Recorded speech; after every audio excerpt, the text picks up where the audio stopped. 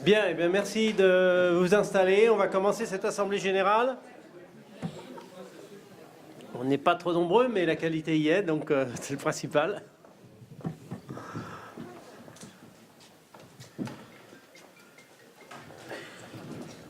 Les affaires démarrent. Attends, moi je vais arrêter mon téléphone maintenant. Voilà. Hop, voilà. J'ai arrêté les téléphones.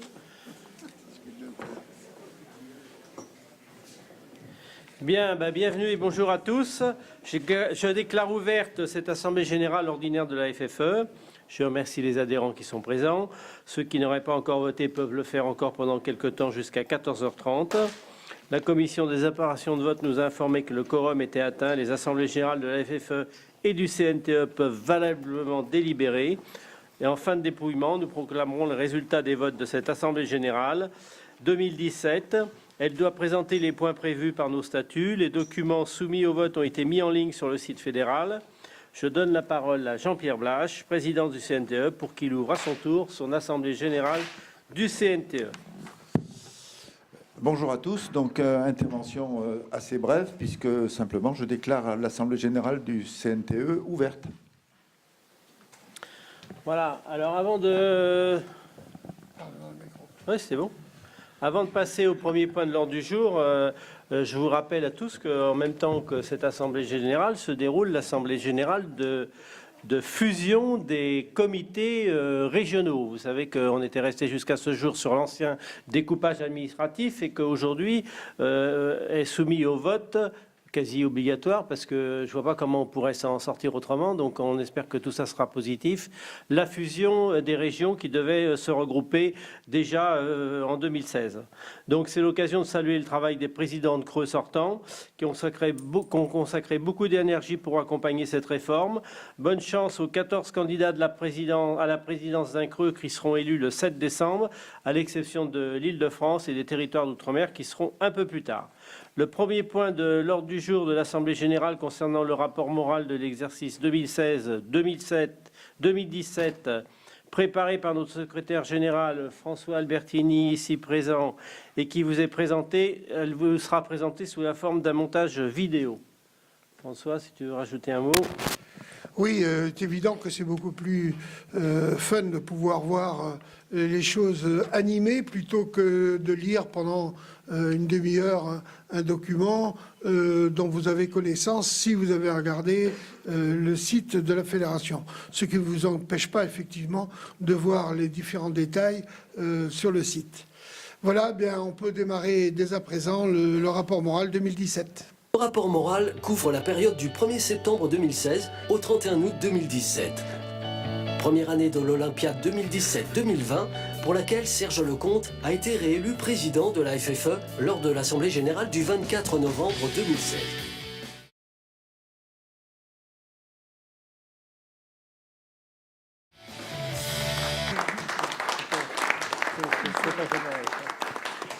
Bien, j'espère que ce petit métrage vous aura permis de découvrir le quotidien de la fédération. Ça nous fait prendre un peu conscience du travail qui s'y fait chaque jour. On a parfois le sentiment de ne pas en faire assez. En tout cas, il y a beaucoup d'obligations qui fait que les nouvelles idées, il faut qu'ils trouvent aussi leur place et le temps de les développer. Donc, soyez persuadés que, au-delà de tout ça, il nous reste encore de l'énergie pour pouvoir à la fois avoir de nouvelles idées et les porter plus en avant. Je tiens à remercier tout particulièrement l'ensemble du personnel de la Fédération qui sont les acteurs quotidiens de notre travail, de nos relations avec nos adhérents, avec les cavaliers. La Fédération dirigée par Frédéric Bouix a un rythme de croisière plutôt solide, stable, dans de bonnes conditions qu'elle a rarement connues dans son histoire, il faut le souligner. Et le travail de la DTN avec Sophie Dubourg a aussi cette continuité continuité solide qui permet d'avoir à la fois une démarche d'activité, de fonctionnement d'une fédération que l'on recherche toujours à être le plus utile possible auprès des clubs et un développement de notre sport et de nos performances sportives pour les meilleurs. Donc merci à vous deux et merci à toutes vos équipes et à tout le personnel de la fédération pour le travail accompli. Merci aussi à l'ensemble des officiels des compétitions, des formateurs, des experts fédéraux qui encadrent nos activités, qui encadrent les réunions, qui font transmettre leur savoir. Grâce à eux aussi, ça permet d'irradier dans l'ensemble de notre territoire et de la population équestre et ils ont un rôle tout à fait déterminant. Puis enfin, merci aux quelques élus qui nous accompagnent, à la fois au niveau national, au niveau régional et départemental. Je pense que la restructuration des régions va augmenter les rapports et augmenter l'efficacité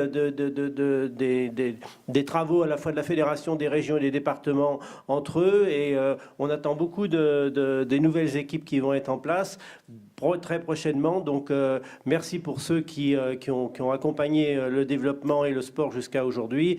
Et puis bienvenue aux nouveaux avec un peu d'anticipation d'une semaine. Alors moi, je garde le sentiment quand même qu'on n'en fait pas assez encore, parce qu'il y a vraiment beaucoup de choses. Mais vous voyez bien que le quotidien, il est déjà chargé. Il y a beaucoup d'idées neuves, il y a beaucoup de projets qu'on va essayer de développer dans ces nouvelles années. Et pour ça, les portes sont toujours très, très grandes ouvertes pour accueillir toutes les bonnes volontés, pour nous accueillir, parce que la grande partie de ces innovations, de ces nouveaux défis qu'on peut se lancer, c'est le fruit de dirigeants d'établissements équestres, c'est le fruit de cavaliers, de techniciens de l'équitation qui bénévolement viennent contribuer au développement de l'équitation au service de tous ses adhérents et de tous ses cavaliers. Voilà, enfin un petit mot que je voulais rajouter sur le rapport moral. Je te passe la parole, monsieur le secrétaire général. Oui, tout a presque été dit. Je voulais, moi, remercier particulièrement les services qui ont permis l'élaboration de ce compte-rendu qui vous permet effectivement d'avoir une vision globale de ce qui s'est passé dans l'année. Et il est évident que cela demande un suivi quotidien et ensuite des rapports intermédiaires qui nous permettent de bien maîtriser l'ensemble des événements. Voilà, donc merci à eux, merci à la direction générale qui a résumé l'ensemble de ces points et j'espère que nous aurons l'occasion de revenir sur chacun de ces points dans le développement que nous aurons à faire prochainement dans cette réunion. Bien, maintenant, place aux chiffres. Olivier Klein, notre trésorier, va nous présenter les comptes annuels pour l'exercice 2016-2017, les rapports financiers et le budget prévisionnel.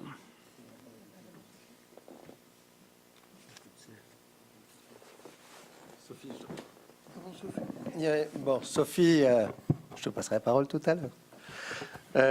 J'ai un film, je n'ai pas de film aussi beau que il y en avait pour le rapport moral. Je vais essayer d'être bref et de faire ressortir les faits marquants de cet exercice et puis de vous rappeler un peu la structure des comptes et des principes de la fédération. Les principes financiers, c'est les mêmes depuis des années, mais je crois que c'est bon de les rappeler. C'est d'être extrêmement vigilant sur les dépenses. Et un sou est un sou et d'être prudent.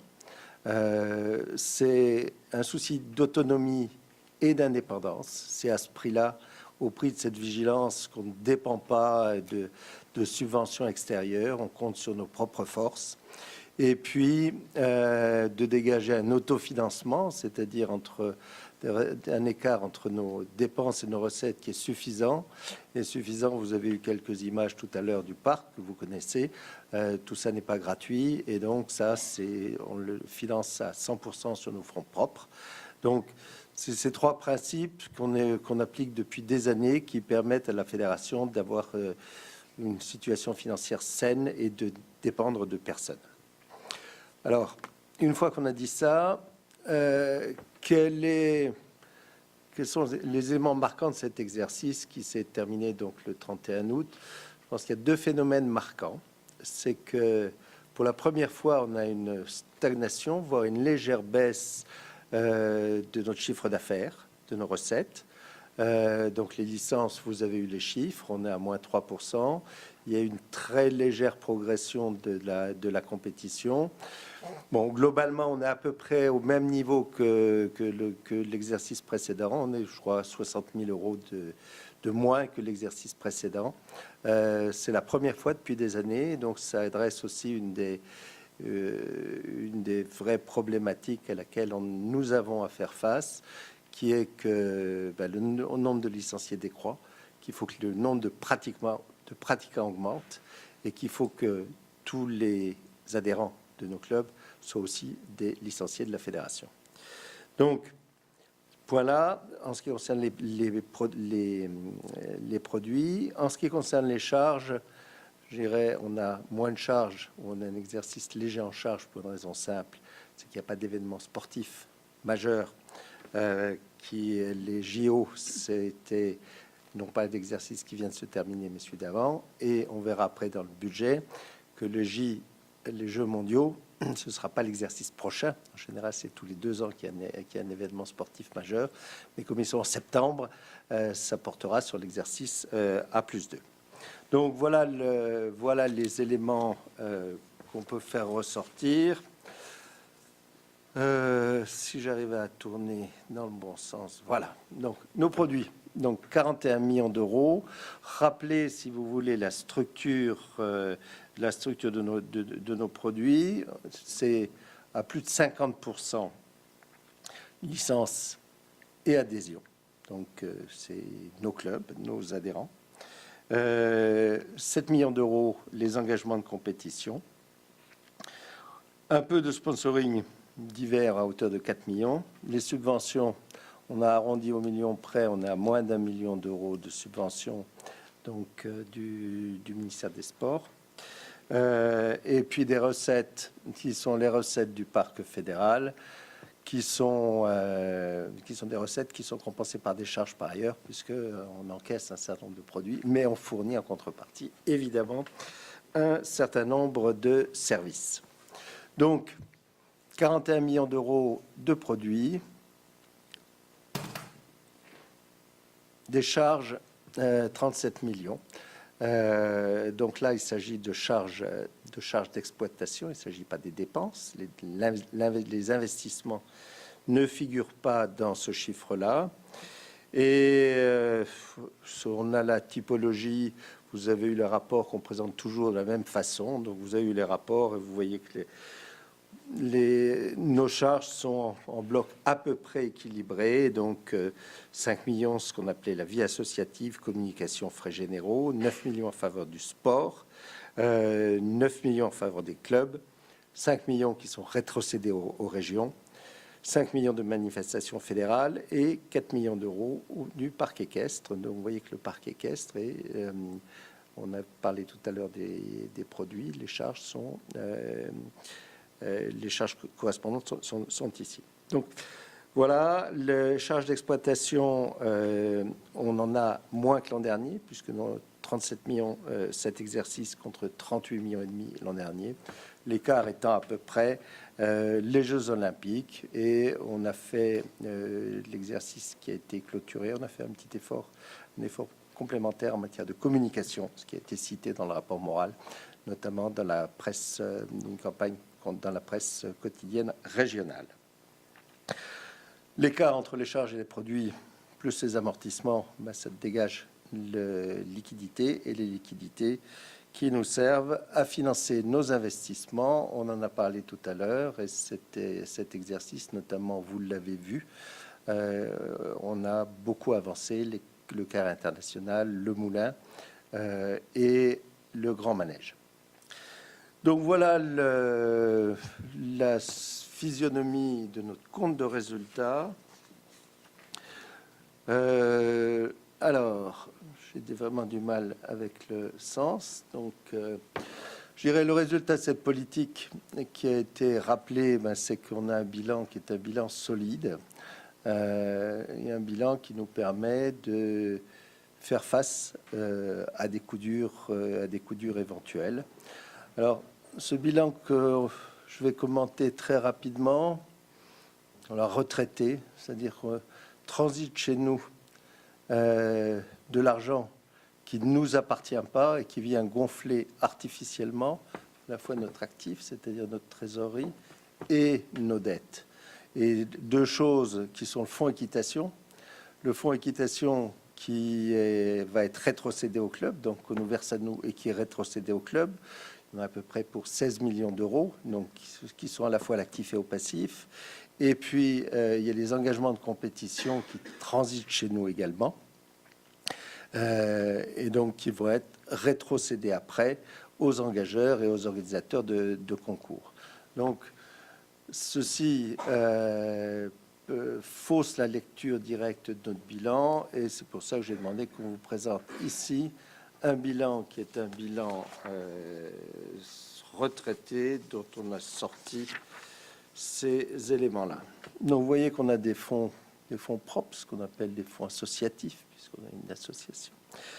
41 millions d'euros à peu près, qui couvrent largement notre actif immobilisé. Le gros de notre actif immobilisé, c'est le parc équestre, qui est à valeur comptable pour une trentaine de millions dans nos livres.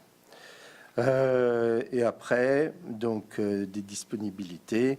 Et en face de ces disponibilités, des disponibilités pour une quinzaine de millions d'euros, 16 millions en fin d'exercice, qui est l'époque, qui est le moment où la trésorerie est la plus basse.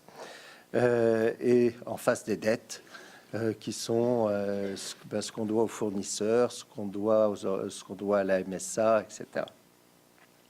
Donc un bilan qui est particulièrement solide et particulièrement sain, et puis le résultat de la politique que j'ai rappelé en exergue.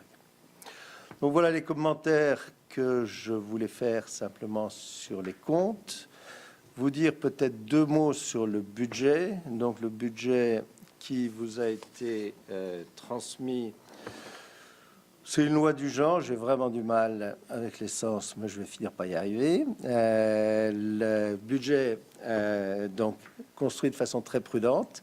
Il est vrai que les licences continuent à marquer le pas. On doit être au dernier chiffre sur moins 3%, à peu près sur la même tendance. Et alors que le nombre de clubs se développe, donc le nombre de licenciés par club diminue d'autant.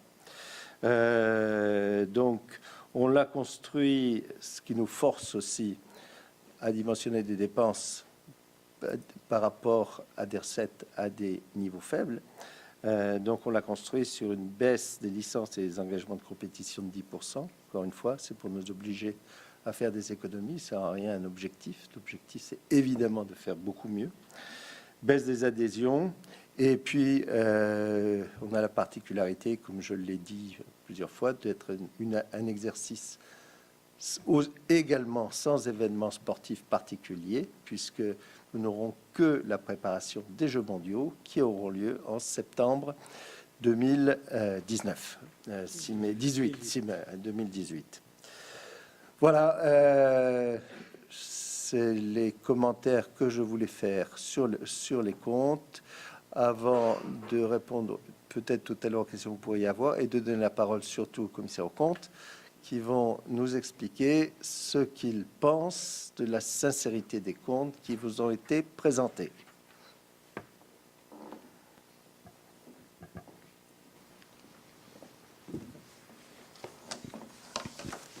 Bonjour.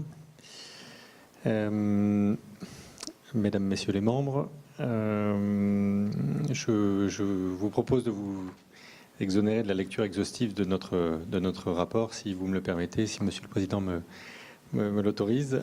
Donc, je vais vous procéder plus rapidement à une synthèse de nos travaux et de notre mission.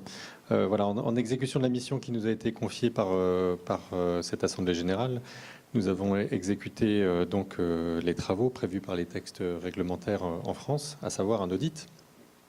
Notre audit comporte trois volets. Un volet comptable qui consiste à vérifier par sondage que les normes comptables en vigueur en France sont bien respectées et que les opérations de l'année écoulée sont correctement traduites dans les comptes. Le deuxième volet nous amène à examiner en général les procédures, le contrôle interne et les systèmes d'information qui concourent, qui sous-tendent à l'élaboration de l'information comptable et financière qui vous est présentée aujourd'hui. Cette année, notre examen a porté sur le système de gestion de l'activité hôtelière du parc équestre fédéral. Le troisième volet de notre mission est un volet plus juridique et qui consiste à vérifier que les informations qui vous sont fournies sont exhaustives et cohérentes avec la réalité des opérations. Voilà, cette année, nous avons pu mettre en œuvre l'intégralité de nos diligences et à l'issue de nos travaux, nous présentons dans notre rapport qui vous a été transmis une opinion de certification des comptes sans réserve et sans observation. Voilà, il y a un deuxième rapport qui a été mis à votre disposition. Donc c'est le rapport qu'on appelle le rapport spécial sur les conventions réglementées. Nous avons l'obligation dans ce rapport de vous informer des conventions qui ont été portées à notre connaissance et pour l'année écoulée, aucune convention ne nous a été signalée et c'est ce que nous vous présentons dans notre rapport. Voilà pour le compte-rendu de notre mission. Je vous remercie pour votre attention.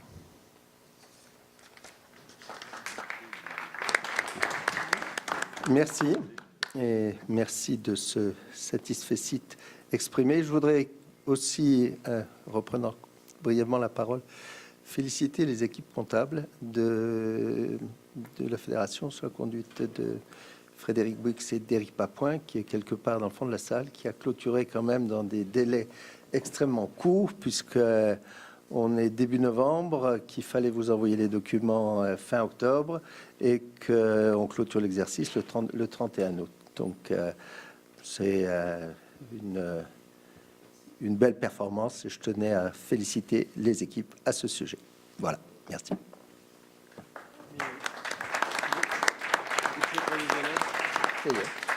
C'est fait. Bien, on va donner la parole à notre DTN, Sophie Dubourg, pour nous faire un petit bilan de ce qui s'est passé dans le sport. Alors ça va être très succinct pour le bilan parce que vous avez pu le lire ou le suivre en tout cas sur le document et sur le film.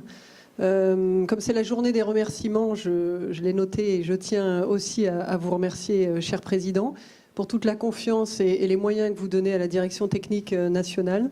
Je pense qu'on a tous un engagement assez fort. J'ai bien noté qu'on pouvait faire encore plus, mais je pense qu'on nous le répète assez au quotidien.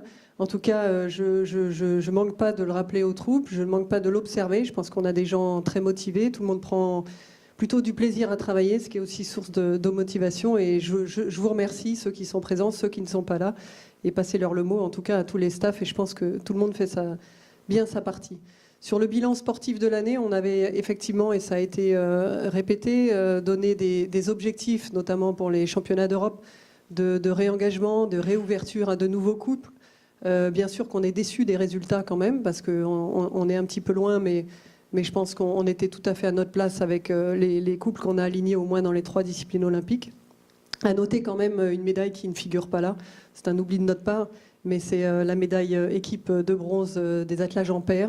C'est important, c'est une discipline aussi mondiale qui sera à 4 chevaux l'année prochaine, mais ça montre aussi l'engagement de ce staff et des techniciens dans cette discipline. Donc à noter quand même la belle progression de l'attelage, de dressage chez les jeunes et du reining aussi, avec une première médaille chez les jeunes.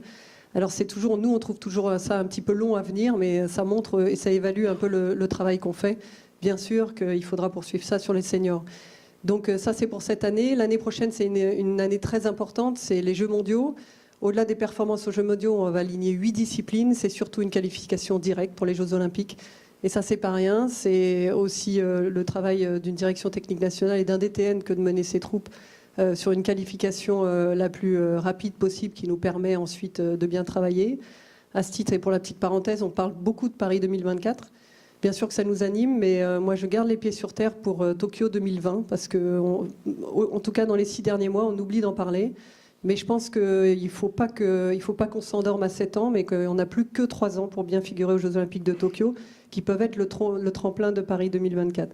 Et puis le boulot d'un DTN pour Paris 2024, il sera facilité. Je vous remercie, cher Président, de penser à moi si vous êtes là encore, parce qu'on sera déjà qualifié dans les 3 disciplines, plus le para. Donc 20% du boulot est fait. Là, ce n'est pas le cas. Donc Tryon, c'est très loin. Olivier l'a pas dit, mais c'est très cher.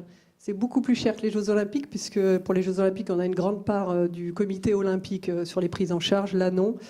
Donc bien sûr qu'on va travailler pour bien faire. On va de nouveau, et je tiens à remercier l'ensemble des services de la fédération, des permanents, dirigés par Frédéric Wix, puisque au quotidien, on va essayer aussi de raconter l'histoire et de nous donner tous ces moyens pour vous rapporter de tout ce qui est fait. Des élus là qui sont aussi auprès des disciplines de nous aider à réfléchir, à cautionner. Voilà, donc eh bien, l'année prochaine, et en tout cas, on a beaucoup de travail.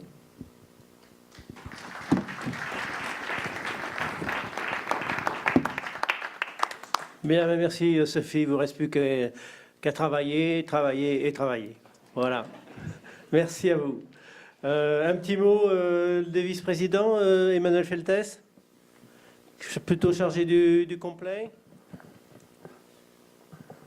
Oui, dans cette discipline olympique du concours complet, il y a un travail qui a été fait de façon importante par la fédération avec une visite dans les régions qui a été organisée par Michel Asseret pour remettre en fait le cross et l'équitation d'extérieur au niveau des pratiques dans les clubs et développer à tous ces niveaux, dès le petit niveau, la pratique, oser sortir de sa carrière, oser sortir de son manège et sauter un petit bout de tronc, traverser une petite rivière et puis organiser des compétitions dans cette discipline qui, effectivement, dans ces dernières années, a participé aux médailles. On le sait bien qu'à Rio, il y a eu 2 médailles, mais malgré ça, c'est pas pour ça qu'il y a du développement et on s'est vraiment penché là-dessus.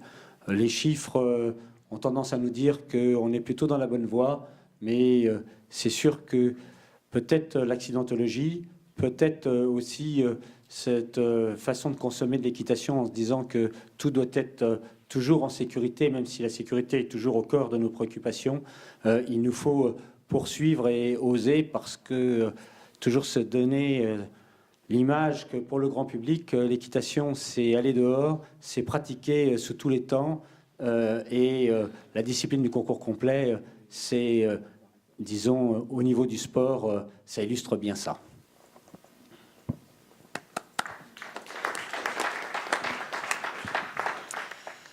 Voilà, pour ce qui me concerne, je viens d'arriver dans cette équipe, donc je n'ai pas encore eu le temps d'être d'une part très active et de faire beaucoup de choses, mais cette année, on a surtout porté l'accent sur la formation des entre guillemets techniciens, c'est-à-dire d'une part les entraîneurs et puis d'autre part les juges de la discipline qui forment effectivement le maillon de terrain nécessaire pour qu'on essaye de faire avancer cette discipline qui est un petit peu en retard, il faut bien le reconnaître, sur les résultats internationaux et pour lesquels donc il y a un gros travail, je pense, à faire sur l'amélioration donc des techniciens de terrain, les entraîneurs, bien sûr les enseignants basiques, enfin les enseignants, les diplômés d'État, les BPGEPS, etc., sur la capacité qu'ils peuvent avoir à enseigner, sur le plaisir d'enseigner le dressage, qui pour l'instant n'est pas une discipline qui fait rêver dans les clubs. Donc il faut qu'on travaille là-dessus. Et puis qu'on essaye donc d'améliorer aussi beaucoup la formation des juges, puisque ce sont eux qui valident la performance des cavaliers et qui vont aider bien sûr à développer la performance. Et il faut qu'on ait des juges extrêmement compétents. Il faut qu'on en ait beaucoup pour permettre l'organisation de compétitions, puisqu'a priori, la compétition de dressage se porte plutôt pas mal. Il y a beaucoup de concours, beaucoup d'engagés, même si je pense qu'on peut encore améliorer le nombre de concours. Et du coup, il faut donc bien sûr apporter une réponse parfaitement saine aux cavaliers qui viennent chercher une évaluation de leur niveau lorsqu'ils vont en compétition. Et puis, voilà, on va essayer de faire avancer le travail à haut niveau, même si pour l'instant, je viens tout juste, donc encore une fois, de rejoindre cette équipe et que c'est encore un petit peu dans les limbes tout ça. Mais on y travaille.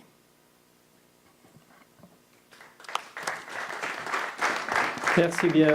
Et avant de passer la parole à Frédéric Morand, qui est plus chargé du CSO, je voudrais lui remercier publiquement, mes remerciements et nos remerciements, d'avoir pris en main à la fois l'Open Generali et de poursuivre son action auprès du meeting des propriétaires qu'on entend bien renouveler pour les prochaines éditions. Donc merci vraiment Frédéric de l'expertise que tu as apportée à ces événements majeurs de la Fédération.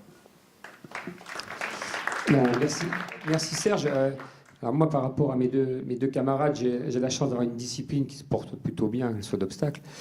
Mais j'ai aussi la chance, par mon statut de vice-président, d'aller sur beaucoup d'événements. Et je dois saluer le travail d'abord de Serge, d'avoir su s'entourer, d'avoir fait confiance à Sophie pour monter toute une équipe dans toutes les disciplines, puisque que ce soit en dressage, en attelage, en concours complet, en CSO et en horseball, c'est dans les disciplines auxquelles j'ai assisté, avec qui j'ai eu des échanges avec les sélectionneurs et les entraîneurs. Il y a vraiment une dynamique. Et on est vraiment sur une logique que beaucoup de pays nous envient, parce qu'on n'a pas focalisé que sur une discipline. Et plus particulièrement, alors maintenant pour le saut d'obstacle, le travail accompli aussi bien au niveau des poneys que des jeunes cavaliers et que des équipes premières est vraiment un travail remarquable. Et j'espère que nous allons concrétiser tout ça dans toutes les disciplines à Trillon.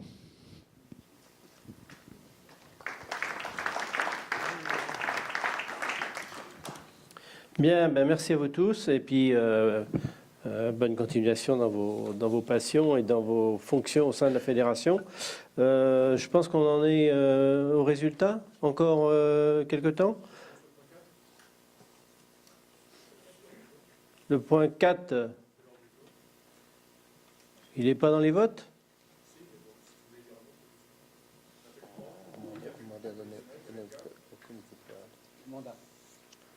Mandat, alors le point 4, je vous le lis pour le remettre en mémoire à chacun. Mandat est donné, le présent mandat sollicité auprès de l'Assemblée générale a pour but de permettre au comité directeur d'assurer la gestion courante du patrimoine foncier de la Fédération française d'équitation et de le préserver en homogénéisant son parcellaire. Ce dernier doit permettre de disposer de la réactivité nécessaire au regard des opportunités qui se présentent avec les collectivités ou les riverains, dont l'ONF, dans le cadre d'échanges de parcelles ou d'aménagement de voiries notamment. Oui, c'est un point qui a fait discuter, qui a fait causer et dont on a besoin en permanence. Le parc équestre fait près de 400 hectares et il y a encore quelques enclaves à l'intérieur. Il y a des mouvements de terrain à faire avec les collectivités départementales ou communales.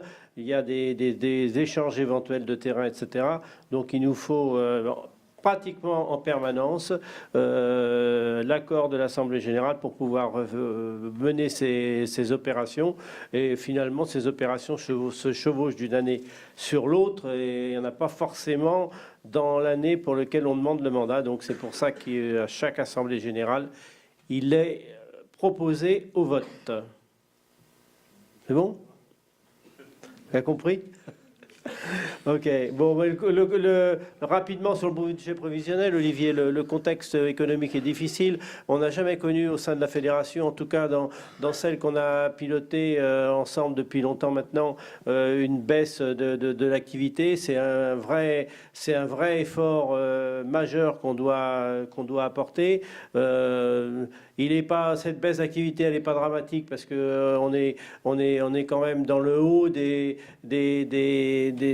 pertes de licences qui existent pratiquement dans tous les sports. La concurrence externe des activités de loisirs, en particulier pour les enfants, n'a jamais été aussi démultipliée. Les fédérations se mettent tous aussi à essayer de mieux s'employer, à attirer vers eux des publics de plus en plus jeunes. Donc on se retrouve avec une concurrence sur un terrain de population, sur une partie de la population qu'on n'avait pas connue dans le passé, mais sur lequel on doit redoubler d'efforts, d'imagination, d'identification, et je pense notamment au Poney Club, pour pouvoir reconquérir nos publics les plus jeunes, parce que c'est ceux-là qui nous font le plus défaut aujourd'hui, tout en essayant aussi de conquérir un public âgé, mais ce public âgé, on ne l'avait pas, donc c'est pas lui qui nous fait défaut aujourd'hui. La seule chose qu'on peut faire, c'est d'en conquérir une plus grande proportion, mais en tout cas, on perd chez les jeunes, et ça, c'est mauvais pour l'avenir, parce que si la compétition se porte bien, si globalement l'équitation se porte bien, si on diminue notre potentiel de renouvellement par les plus jeunes, on ressentira forcément les effets dans l'avenir. Donc on va s'y atteler tout à fait, et dans le cadre de nos réunions dans les régions de notre Tour de France, en tout cas, on s'y emploie auprès des acteurs de l'équitation à chaque occasion. C'est bon, Frédéric? Donc notre secrétaire général va vous exprimer le résultat du vote de cette Assemblée générale.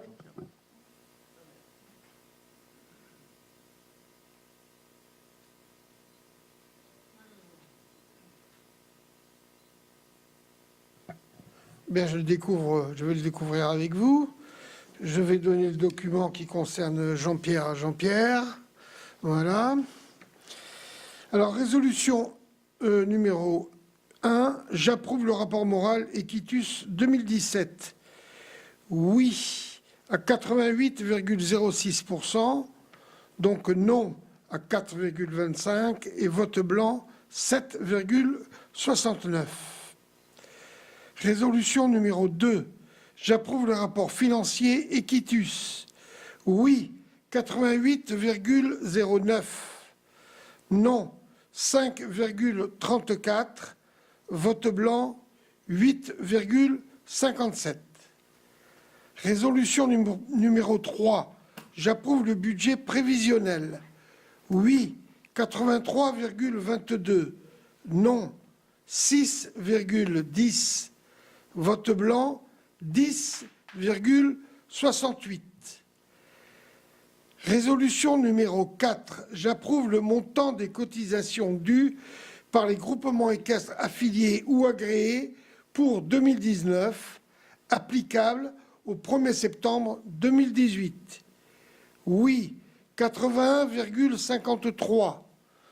Non, 8,74. Vote blanc, 9,73. Résolution numéro 5. J'approuve le mandat donné au comité fédéral pour emprunt et acquisition. Oui, 80,39. Non, 7,50. Vote blanc, 12,11%. Voilà, ceci clôture donc l'ensemble des votes.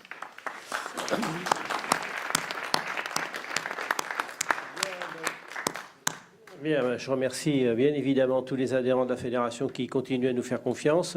Le résultat des votes nous oblige, bien évidemment, à toujours essayer de faire mieux et d'apporter satisfaction au plus grand nombre dans tous les domaines où la fédération peut se déployer. Donc merci à vous tous, merci à tous ceux qui font vivre le cheval et l'équitation au quotidien. Je vais maintenant passer la parole à notre ami Jean-Pierre Blache, président du Comité national du tourisme équestre, pour nous faire son petit rapport et le résultat de ces élections pour le Comité national du tourisme équestre. À toi, Jean-Pierre. Merci Serge. Donc les chiffres, donc l'Assemblée générale ordinaire du CNTE, le quorum est atteint. La résolution numéro 1 qui approuve le rapport moral Equitus 2017, oui, 85,47%, non 6,20%, vote blanc 8,32%. Résolution numéro 2 qui approuve le rapport financier Equitus pour 2017, oui, 84,23%, non 6,95%, vote blanc, 8,82%.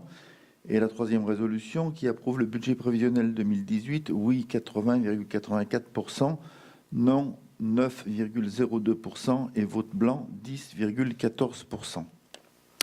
Voilà les résultats, Monsieur le Président.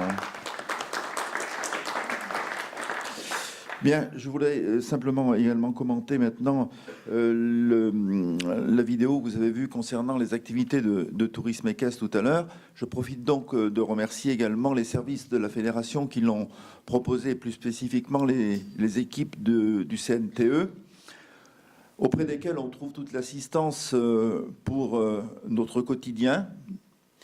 Et je voudrais revenir brièvement sur quelques actions qui sont déroulées, qui ont été bien entendu explicitées dans cette présentation tout à l'heure. On a quelques dossiers qui sont très, très, très importants dedans. Et il est bon quand même de les mettre en évidence. C'est notamment le dossier du système d'information géographique qui est à disposition maintenant sur tout le territoire, pour mailler le territoire et pour indiquer tous les itinéraires de tourisme équestre, tous les itinéraires qui sont donc utilisables à cheval sur toute la France. C'est un travail qui est énorme à faire. Les équipes du CNTE ont développé un logiciel extrêmement performant qui est reconnu par les utilisateurs d'autres logiciels identiques comme étant quand même un logiciel de premier ordre. Et il faut maintenant que les équipes sur le terrain se mobilisent pour identifier les itinéraires. Il y a tout un protocole pour référencer ces itinéraires. C'est long, il y a beaucoup de travail. Ça va nous prendre probablement une partie du mandat actuel pour avoir la majorité des itinéraires, mais c'est un gros dossier et bien entendu, ça sera un des objectifs principal des futurs CRTE et des CDTE qui vont être bien entendu passés aux élections très prochainement. Je voudrais revenir également sur un deuxième événement qui s'est passé cette année, c'est l'équirando de Bourg-en-Bresse. Alors cet équirando a lieu tous les 2 ans et on a eu un engouement populaire énorme. Ça n'a pas été noté dans le rapport, mais on a estimé à peu près à 50 000 personnes le nombre de personnes présentes au cours du défilé du samedi après-midi dans les rues de Bourg-en-Bresse. Selon la police, et les organisateurs étaient également d'accord sur le même chiffre. Vous voyez, c'est quand même... Et les syndicats aussi. Effectivement, le défilé était sur 11 km, mais on a eu, à certains endroits, 4-5 rangées de spectateurs derrière les barrières qui avaient été posées. C'était vraiment énorme. Et on a eu en plus une couverture médiatique et par la presse en amont et à la suite de cet équirando qui, à mon avis, donnait une bonne impression de notre équitation d'extérieur et de loisirs. Bien entendu, le tourisme équestre est un mouvement en marche, comme d'autres, hein, vous le savez. Et on ne s'arrête pas à ces choses-là. Donc on a un certain nombre de choses qui sont en cours. Lundi et mardi, nous réunissons les acteurs du tourisme équestre sur un congrès de 2 jours à Nîmes. À ce jour, nous avons une centaine d'établissements qui se sont inscrits pour venir réfléchir avec nous sur les points, sur les activités, sur les développements à mettre en place sur les 3 ans de mandat qui nous restent. On va essayer d'être très efficace et je remercie Serge Lecomte qui nous a assuré de sa présence sur cette manifestation. Il verra effectivement que les statistiques et les études actuellement qui sont diffusées et qui donnent l'équitation d'extérieur et de loisirs comme étant un axe fort pour le développement de l'équitation en France.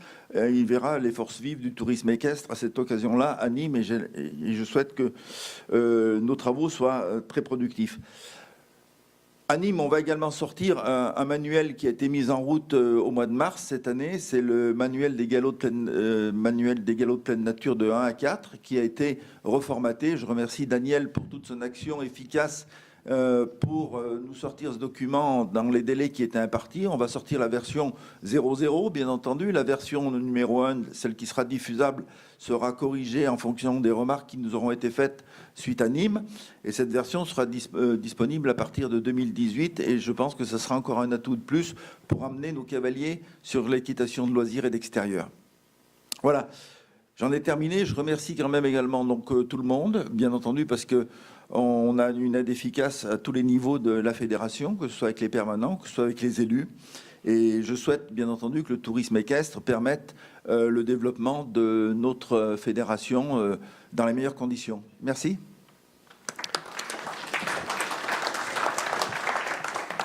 Voilà, merci Jean-Pierre. En tout cas, on est tous convaincus, parce qu'on y est tous passés par là, que l'équitation, son objectif principal, c'est de se promener avec un cheval dans la nature. On en a tous envie et on a tous envie de le faire partager, d'où les grandes activités du tourisme équestre qui restent à développer à travers toutes nos activités au sein de la fédération. Oui. Oui, juste un petit mot pour dire que derrière ces résultats, il y a des gens qui ont travaillé et qui étaient là-haut et pas avec nous, et sous la présidence de Hervé Delambre, que l'on remercie pour les nombreux travaux qu'il a effectués de vérification et qui permet aujourd'hui d'être serein lorsque on vous proclame des résultats. Merci Hervé.